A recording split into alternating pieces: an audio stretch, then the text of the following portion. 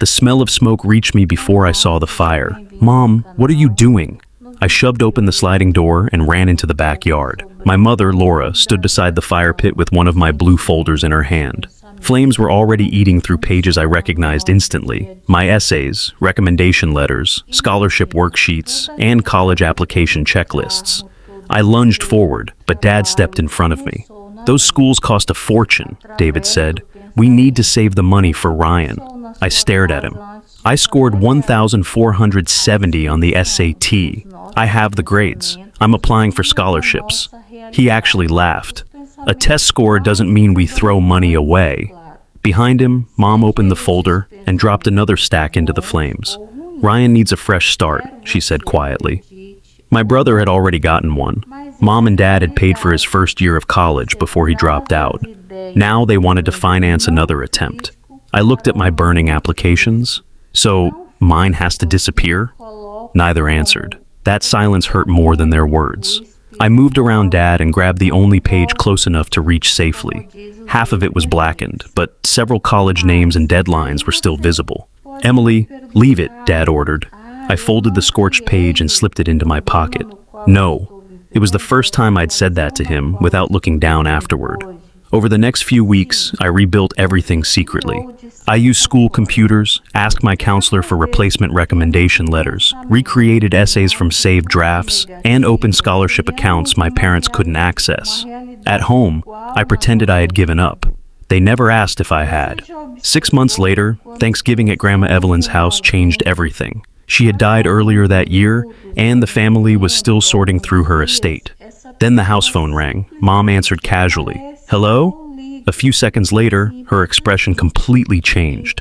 "Yes, this is her daughter." Dad looked up. Mom's hand tightened around the receiver. Then she whispered, "You mean my son?"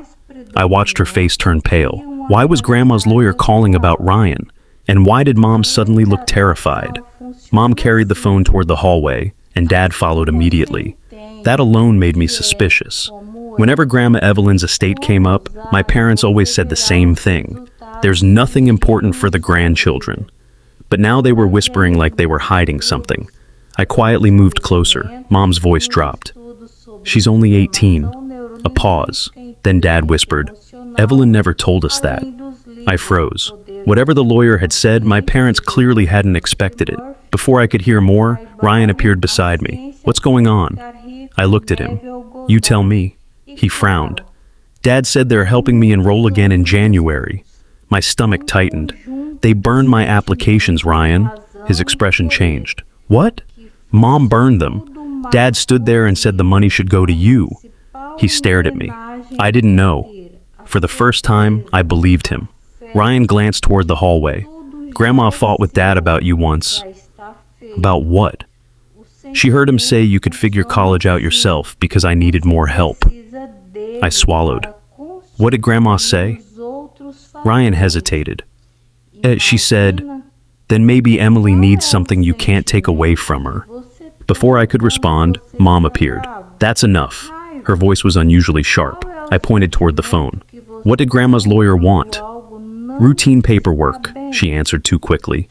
Then I noticed the legal pad tucked beneath her arm. At the top was a name, Michael Bennett, and beneath it was his phone number. I memorized every digit. Mom disappeared into the kitchen with Dad. I waited several seconds before pulling out my phone. Then I called the number. "Michael Bennett's office." My heart pounded.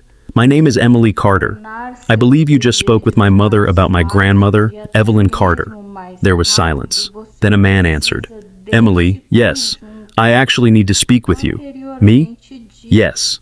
Are you currently with your family?" I looked toward the dining room. Mom and Dad were pretending everything was normal. "Yes." "Then please put me on speaker. Some of what I need to clarify concerns statements your parents just made." I walked back into the dining room. Mom immediately noticed my phone. "Who are you talking to?" "Grandma's lawyer." Her chair scraped backward. "Hang up." I looked directly at her. "No." For the second time in my life, I said that word without fear. I placed the phone on the table and turned on the speaker. "My name is Michael Bennett," the lawyer said. "I represent Evelyn Carter's estate." The entire table went silent. Michael continued. Evelyn created an educational provision specifically for Emily. Mom immediately interrupted. She wanted the grandchildren treated equally. There was a brief pause. Mrs. Carter, her written instructions say otherwise. Dad's fork dropped against his plate. Ryan leaned forward. How much money are we talking about? I'll explain the full details after Emily's identity is formally confirmed and she receives the appropriate documents. Mom looked terrified. Then Michael asked me a question. Emily, are you still planning to attend college? I looked directly at my parents. I am, if they haven't managed to stop me. Dad's face hardened. Michael's voice remained calm. Then your grandmother planned further ahead than they did.